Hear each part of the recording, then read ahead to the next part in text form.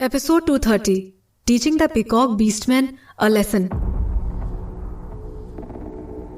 मयूर की संकट को महसूस करने की ताकत ज्यादा थी, इसीलिए वो अपने आप ही पशु मानव बन जाता है। वो जमीन पर गिरे उसके पहले ही वो चमकीले रंग का सुंदर मोर बन जाता है। जैसे ही वो जमीन पर गिरता है सब धूल उड़ जाती है। अबीर उसका मजाक उड़ाता है। ऐसे ही वो अपनी कमर पर बंधी एनिमल स्किन को फाड़ देता है और पशु मानव बन जाता है ताकि वो उस मोर को और भी ज्यादा मार सके। दो बड़े पक्षी आकर उस लड़ाई में हिस्सा लेते हैं।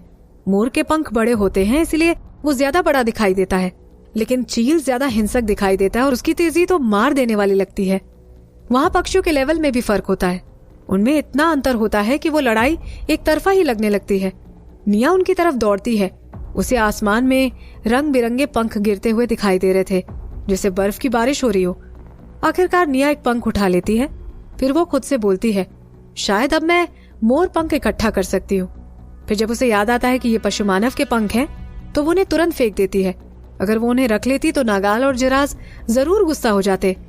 कई मोरों को उनकी लड़ाई का शोर सुनाई देता है और वो लोग वहां आ जाते हैं। निया नीचे से चिल्लाती है, मत लड़ो। फिर उन मोरों को समझ में आता है कि वहां क्या चल रहा है। वो दोनों लड़की के लिए लड़ाई कर रहे हैं। लेकिन क्या मयूर सच में इस दूसरी प्रजाति की लड़की का पीछा कर रहा था? क्या ये मयूरी को पसंद नहीं करता था? और कुछ दिन पहले मयूर ने ही मयूरी को इस लड़की को परेशान करने की छूट दी थी। अब जबकि ये बाहर का हमला था, इसलिए वो मोर ज्यादा देर तक नहीं रुकते और वहां से निकल जाते हैं। अबीर ने उस पर कोई प्राणघातक हमला नहीं किया था। वो ऐसा यहाँ नहीं कर सकता था। आखिरकार निया और वो बाहर के थे। वो यहाँ के पशु मानव को नहीं मार सकता है। इतना ही नहीं, इस प्रजाति में ऊंचा ओहदा है। वो काफी देर से देख रहा था कि निया को इस मोर के पंख बहुत पसंद आ रहे थे, इसीलिए वो मयूर के पंखों को तोड़ने का सोचता है। मयूर रोता है और वहां से भागना चाहता है। इस काम में पूरी जमीन हरी हो जाती है। अचानक निया को खाना जलने की बदबू आती है और वो तुरंत मीट को पलटने जाती है। जब वो देखती है कि अबीर का इरादा उसको जान से मारने का नहीं है, तो वो नदी किनारे बैठ जाती है और खाने लगती है। फिर जब वो चिलगोजों को देखती है तो थोड़े से खा लेती है। फिर कुछ चिलगोजों को आग पर रोस्ट भी करती है। वो मन में सोचती है कि इन्हें अगर अच्छे से पकाओ तो ये अच्छा टेस्ट देते हैं। फिर जब निया अपना खाना खा लेती है, तब तक अबीर और मयूर की भी लड़ाई बंद हो जाती है। मयूर के पंखों में दर्द हो रहा था। जब वो अपने पंखों को जमीन पर फैले हुए देखता है तो उसकी आंखों में दर्द दिखाई देता है।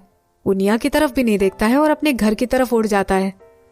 अबीर भी आग के पास बैठ जाता है और इंसान का रूप ले लेता है। फिर वो एनिमल स्किन उठाकर पहन लेता है। निया को मयूर की चिंता होती है और वो लड़ाई की जगह की तरफ देखती है। उसे वहां पर मोर के ही पंख बिखरे हुए दिखाई देते हैं। अब उसके पंख ऐसे लग रहे थे जैसे किसी ने झंडे को फाड़ दिया हो। वो मयूर नहीं हो सकता, है ना? निया आश्चर्य करती है। अबीर उन चिलगोजों की तरफ देखता है और सोचता है कि उसमें तो कुछ गायब हो गए हैं। वो बोलता है, तुम्हें ये खाना अच्छा लगता है? मैं तुम्हारे लिए लेकर आऊंगा। निया बोलती है, ठीक है, दूसरे नट्स भी चलेंगे। निया को लगता है कि उसको अबीर के साथ समारोह में खड़ा नहीं होना चाहिए। अभी बच्चे का ध्यान रखना ज्यादा जरूरी था। उधर से जाते वक्त निया को पंख जमीन पर ही उड़ते दिखाई देते हैं। वो बोलती है, अब उसके साथ लड़ाई मत करना। हम लोग यहाँ ज्यादा दिनों तक नहीं रुकने वाले हैं, तो फिर नए दुश्मन बनाने की क्या जरूरत है? अबीर उसकी तरफ देखकर बोलता है, मैं किसी को तुम्हें परेशान नहीं करने दूंगा। उसकी आंखें छोटी हो जाती हैं। उसकी आईब्रो तलवार की तरह लगती है और आंखें सितारों की तरह।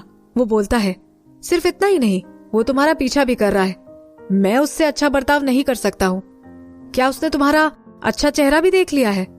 कल तुम्हारे चेहरे पर कोई रंग नहीं था। निया अलग तरीके से बोलती है, हाँ, अगर मैं ऐसे बोलूंगी कि उसने मुझे पानी में भी डालने की कोशिश की है, तो ये तो मयूर को जान से ही मार देगा। मेरे चुप रहने में ही फायदा है। अभी निया को वापस लकड़ी के घर में ले जाता है। फिर जब वो वहां से चला जा रहा होता है तो निया को बोलता है, अभी यहाँ पर कोई भी चील पशु मानव नहीं है। तुम नीचे मेरा ध्यान रखना। अगर नागाल आए तो देखना। अबीर बोलता है, ठीक है, जब मैं खाना ढूंढने बाहर निकलूंगा तब ध्यान रखूंगा। जब वो निकल जाता है तो निया पलटती है और अपने चेस्ट की मसाज करने लगती है। फिर निया को अपने चेस्ट पर थोड़ी नमी महसूस होती है। उसे आश्चर्य होता है और वो अपने कपड़े निकाल कर देखती है तो उसे वहां सफेद लिक्विड दिखाई देता है। निया दंग रह जाती है। वो मुस्कुराती है और उसे साफ कर लेती है। उसे डर लगता है कि कहीं उससे ज्यादा फोर्स लगाए तो दूध बाहर आ जाएगा। पिछले 2 घंटों में निया को महसूस होता है कि वो बहुत ज्यादा ही चिंता कर रही है। फिर जब वो सच्चाई को मान लेती है तो अपनी उत्सुकता के लिए अपने चेस्ट को दबाती है, लेकिन वहां से कुछ नहीं निकलता है। निया अपना चेस्ट पकड़कर हंसने लगती है। फिर अचानक उसका वो लकड़ी का घर हिलने लगता है। उसमें लगातार कंपन हो रही थी। वो ना तो किसी पशुमानव के कदमों की आहट लग रही थी, ना ही कोई हवा का झोंका था। निया उत्सुकता से बाहर देखने लगती है। बाहर शाखा पर कुछ भी नहीं था। ये बड़ा अजीब है, फिर ये पेड़ क्यों हिल रहा है? निया थोड़ा जवाब के बारे में सोच ही रही थी कि तभी उसके चेहरे के एक्सप्रेशन ही बदल जाते हैं। वो घर के ऊपर चढ़कर फिर जड़ों में देखती है। उसकी जड़ें नहीं हिल रही थी। क्या ये भूकंप है? ये सभी पशु मानवों को महसूस होता है और तुरंत ही सभी उड़कर बाहर निकल आते हैं। वो अपने साथ अपने साथियों और बच्चों को भी ले आते हैं। वो बच्चे दुखी होकर चहचहा रहे थे। अचानक बाहर बहुत ज्यादा शोर होना शुरू हो गया था। निया के दिमाग में एप किंग का ख्याल आता है और उसका चेहरा पीला पड़ जाता है। उसकी बॉडी कांपने लगती है और दिल जोरों से धड़कने लगता है। क्या ये वही थी जिसकी वजह से भूकंप आया था और वो जहां भी जाएगी अपने साथ भूकंप ले जाएगी? यहाँ जो भी पशु मानव थे वो सब पक्षी थे। तो जैसे निया ने सोचा था, यहाँ वैसे अनगिनत मौत नहीं होगी। वो निया ही थी जो उनके ऊपर ये लेकर आई थी। निया इसमें कुछ नहीं कर सकती थी, लेकिन उसे डर था कि कहीं भविष्य में अगर फिर ऐसी आपदा आई तो क्या कर सकती है? क्या वो किसी ऐसी जगह भाग जाए जहां उसे कोई ढूंढ ना पाए? निया की आंखें चौड़ी हो जाती हैं और उसकी आंखों से बड़े आंसू निकलने लगते हैं। आखिरकार क्या मरना उसके लिए सही रास्ता था? मुझे घर जाना है। मैं अपने मम्मी पापा को बहुत मिस कर रही हूँ। उसका भाई जिससे वो बहुत झगड़ा करती थी, वो भी उसे अच्छा लग रहा था। निया को पता नहीं चला कि एक मोर पेड़ के ऊपर बैठकर उसे देख रहा था। जमीन हिल रही थी। वो मोर सोचता है, निया के पास कोई नहीं है, क्या मुझे उसके पास जाना चाहिए? लेकिन उसकी बॉडी के सभी पंख जा चुके थे। अगर वो ऐसे निया के सामने जाएगा तो वो उसे और भी नापसंद करने लगेगी। मयूर बड़ी दुविधा में था। जब एक बड़ी चील उस पेड़ की तरफ आती है तो ऊपर से चीखने की आवाज आने लगती है। निया ऊपर देखकर बोलती है, अबीर?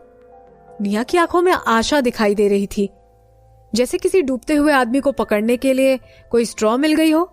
अबीर निया के पास आ जाता है और इंसान का रूप लेकर उसे जोर से गले लगा लेता है। वो बोलता है, तुम चिंता मत करो, मैं हूं ना। निया खुद को उसकी बाहों में छोड़ देती है। वो उसके चेस्ट में चेहरे को दबाकर रोने लगती है। वो जानबूझकर इस दुनिया में तो नहीं आई थी, फिर उसे ये बदकिस्मती क्यों मिली? अगर उसे विकल्प मिलता तो वो कभी नहीं आती। फिर जब निया नागाल और जिरास के बारे में सोचती है तो अपने शब्दों को दिल में निगल जाती है। फिर वो लाचारों की तरह जोर जोर से रोने लगती है। जब अबीर कांपती हुई निया को पकड़ता है तो उसके दिल में भी दर्द होता है। वो उसे जोर से हग करता है और आराम देता है। वो बोलता है, तुम रो मत, मैं तुम्हारी रक्षा करूंगा, रो मत।